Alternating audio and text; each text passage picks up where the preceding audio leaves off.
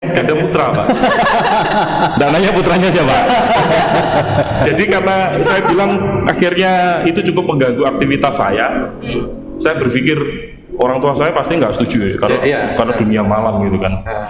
Tapi buat pemirsa Cetik gini ya, saya salah satu bukti bahwa DJ itu nggak harus sentuh yang begituan, drug, miras dan sebagainya. Saya nggak pernah.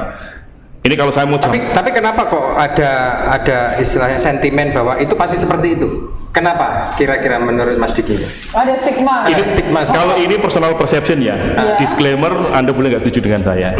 Artinya begini, DJ itu kan seperti Mas Pipit dan sebagainya, seorang musisi, art gitu kan. Cuman kita bedanya ada genre.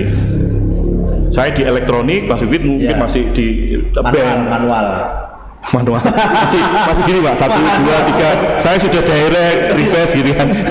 belum matic otonom Kalau hari ini sudah hybrid ini. Oh iya.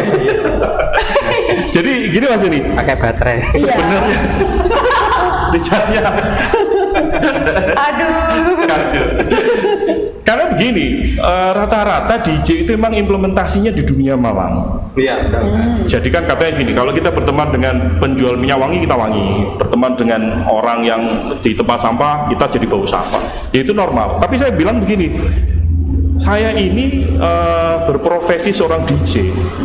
Saya mau bilang, saya pastikan bahwa saya nggak ngapa-ngapain, saya nggak punya risiko apa-apa. Bahkan ketika saya sudah berkeluarga, keluarga saya bilang itu deket sama cewek seksi loh. Kapan? Nggak, artinya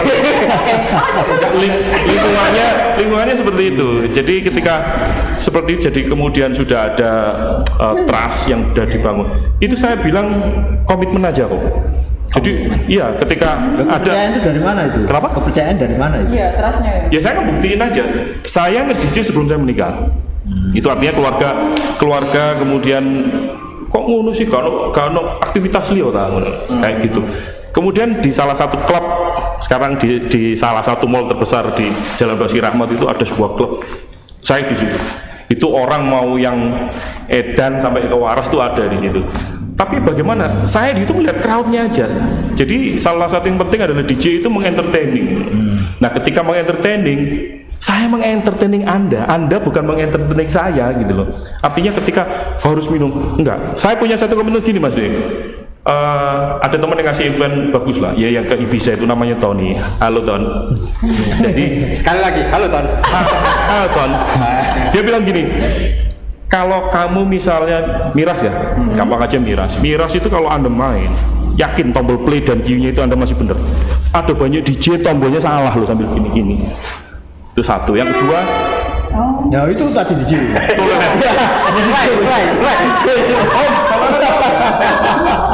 jadi saya mau bilang begini, persepsi itu karena mayority. Jadi kalau orang seperti DJ itu mayority begini, maka persepsi orang seperti itu. Maka harus ada orang-orang tertentu seperti visi misinya seperti gini. Kita harus membangun atmosfer baru, cara berpikir. Ketika itu tadi, kalau misalnya saya akan beda dengan Anda, saya akan ketawa karena Anda sama gitu kan. Saya pernah baca kutipan itu. Oke, nah terus Om, Ya. Om Diki ini katakanlah aku memasuki ruang itu, gitu.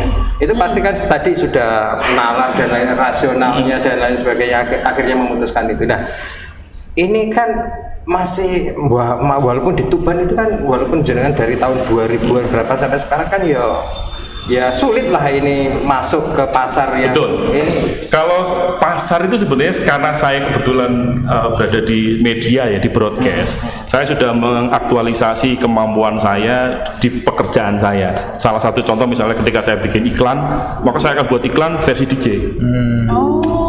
Kalau saya boleh cerita agak sombong ya, karena saya lahirnya memang begitu lahir sertifikatnya sudah sombong. Sombong ya. Iya. Gitu ya. Ya, lu ada di USG itu kan kepalanya di mana, kakinya di mana. Saya di USG itu sertifikat sombong. Nah, jadi karena filosofinya begini, guru saya berkata waktu di pelatihan itu, kalau kamu itu nggak punya jiwa sombong, kamu nggak pernah punya jiwa kompetitif. Loh, Anda kalau nggak kompetitif nggak bisa sombong, Re. Iya betul. Ya kan? Sombonglah dulu untuk bisa berkompetisi. Fighting ya. Bukan. Fighting itu lah MMA. Tukaran nih. Waktu itu Mas Denny, jadi salah satu company semen terbesar di kota ini dulu itu ada sebuah kompetisi. Kemudian saya dipercaya sebagai musik directing, dan musik directornya kemudian membuat bagaimana memasukkan unsur-unsur etnik, bebas lah pokoknya musiknya gitu. Unsur etnis. Ya. Iya. Kemudian saya buat komposisi, diperdengarkan, bagus ini. Itu mulai dari kabupaten, regional, provinsi, dan finally sampai ke Korea itu juara 1. Wah. Ya. Karena dasarnya saya lahir udah sombong, maka Iya. ketika saya berhasil membuat itu, saya udah nggak sombong lagi gitu. Oh gitu ya. Oh, gitu. Iya. Berarti Anda sombong itu saya sudah lewat gitu. Udah lewat. Itu salah satunya. Jadi kalau kompetisi Orang sombong mah bebas. bebas. Ketika Sultan itu sombong, saya sudah tidak sombong lagi. Jika sombong. Itu sombongnya sudah habis. Sudah habis lah. Masa Sudah habis dibeli. Ya. Om, apa harus malam hari Om? Siang hari Iya. nggak bisa kah? Apa sih? DJ. Musik DJ. Kata siapa itu tadi di video dokumentasi saya ada yang siang bareng orkes, bareng band. Mau siang boleh, itu kan atmosfernya aja. Jadi prinsipnya DJ itu kan entertaining ya, seperti Mas Yogi dan kawan-kawan, Mas Yogi. Mereka musisi gitu. Cuman bedanya saya elektronik. Nadanya apa saja?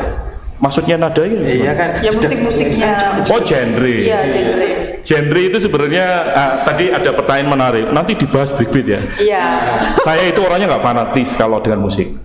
Artinya faktanya saya bisa collab dengan orkes kan tadi di videonya itu. Iya.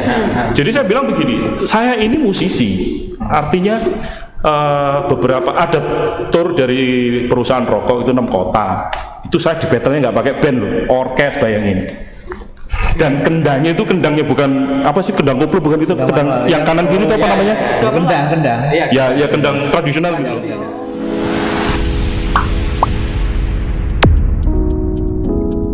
Saya dipertemukan 5 menit di backstage.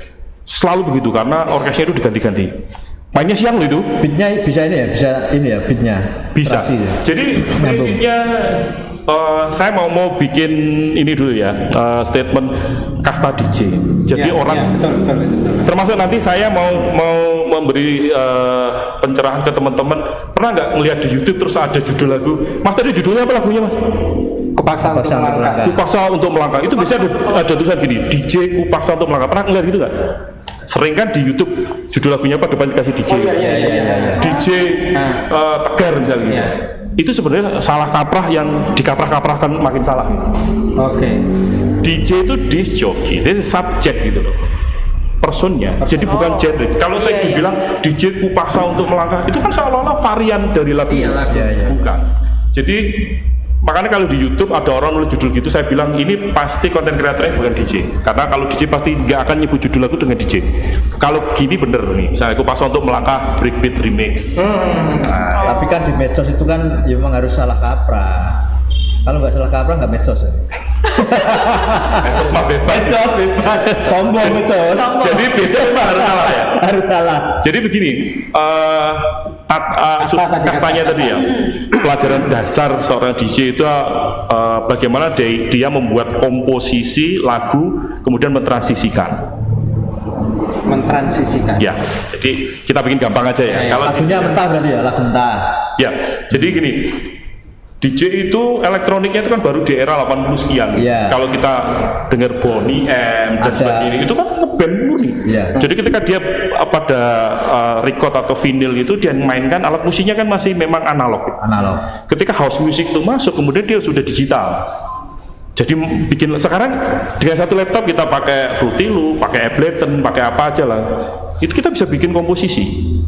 Jadi udah nggak laku alat musik. Nah, seorang DJ itu mulai dari bagaimana dia speed hunting, dua lagu ini kan pasti kan nggak sama ya, Mas Den. Iya. Nggak sama. Dia harus nyamain komposisinya. Ketika dua lagu dimainin bareng, bassnya itu dicampur itu supaya orang nggak dengar overbass seperti apa. Itu namanya equalizing. Bayangin nggak? Orang paling mantuk-mantuk gini ya kayak Mas Denny ya. Iya. Kebayang nggak kalau itu sebenarnya dua lagu dimainin, pasti over nggak? Itu Ya, Mas yang ya, operator sana itu mixer kalau dinaikin pasti over kan? Iya. Berarti di situ ada 2 track yang berbeda sebenarnya. Dua track berbeda dimainin dan Serasi. selain komposisi harmonisasi yang dijaga, equalizing Mas. Iya. Supaya bagaimana ketika bass itu misalnya bass itu 0 dB, ya tetap 0 dB. Kalau 2 kan bisa jadi 2 dB, 3 dB. Nah itu dijaga supaya orang prinsipnya gini, bahasa gampangnya DJ itu yang disebut DJ sukses kalau dia berhasil mentranslasikan 2 lagu tanpa orang tahu saat pindahnya, smooth gitu. Kebayang nggak? Orang tinggal gini-gini, rumit itu sebenarnya. Tetapi karena sekarang teknologi udah banyak, jadi kan apalagi yang tadi waktu dibilang alat musik ada namanya controller dan sebagainya, teknologi kan udah canggih. Saya bilang termasuk pemberontak dalam teknik ini adalah saya percaya telinga, saya nggak percaya mata. Karena gini Mas Ri, ngomongin kasta tadi ya, DJ itu minimal bisa mixing 2 lagu lah, standar itu. Di kalau DJ kan ada elementary, ada advance, effortnya itu dan seterusnya. Level kedua adalah remixer. Ya, seorang DJ belum tentu jadi remixer. Remixer itu lagunya sudah ada, enggak, jadi lagunya sudah ada, tapi dia bikin komposisi yang berbeda. Kupaksa kau untuk melangkah bisa kayak gitu, lagunya kayak gini. Tiba-tiba kan banyak tuh lagu yang sekarang suaranya kayak kucing-kucing gitu. Iya. Karena pitnya dipindahin. Saya termasuk orang yang nggak sepakat itu orang remix kayak gitu. Secara harmonisasi itu nggak ada seninya. Betul. Nggak ada seninya. Dia maksain. Kemudian level yang ketiga dia adalah produser. Produser itu kayak David Guetta, Gareth Martin. Dia bikin, udah nggak lagi nge-remix lagu orang. Berarti lagunya juga bikin sendiri. Bikin sendiri. Kayak saya bikin lagu Stay di salah satu channel itu.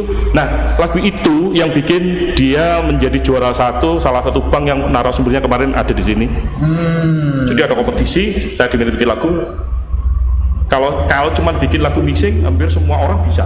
Tapi bagaimana elemen, saya boleh sombong ya, semua lagu yang saya buat untuk sebuah kompetisi nggak pernah nggak juara. Om, kalau DJ itu kan lebih kepada suara yang ngebit gitu ya? Nggak harus.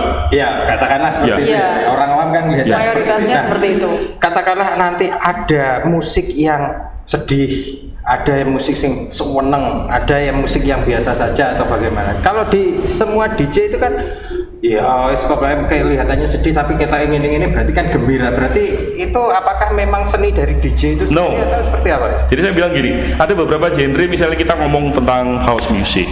House music itu anakannya ada progresif, ada trance. Nah, trance itu pada dasarnya adalah lagu yang mellow tapi dibawain dengan beat tinggi, tapi atmosfernya tidak dibuang. Jadi trance itu kalau orang misalnya nyetir, saya bilang nih teman-teman yang lagi nonton podcast ini, kalau nyetir jangan muter lagu trance di mobilnya. Apa itu trance? Salah satu genre yang trance itu kan kalau secara teknologi kan bawa alam bawah sadar, melayang gitu. Memang didesain pada yang tinggi gitu ya? bukan soal beat ini soal komposisi. Komposisi ya. Jadi pada frekuensi tertentu membuat orang itu sebenarnya sih kalau mau jujur-jujur ini kan didesain karena di klub orang butuh gini tuh Bang. Oke. To fly. Betul. Jadi Ada yang gitu ya? ada memang pada frekuensi tertentu. Artinya di situ bukan sekedar nyambung lagu aja. Itu kalau mau dipelajari bener loh ya. Sekarang banyak yang depannya ada DJ itu. Ya mohon maaf teman-teman ya, belum tentu dia benar-benar ngerti dasar musiknya. Saya DS. Denny Sumirat. Ini levelnya lebih tinggi dari DJ.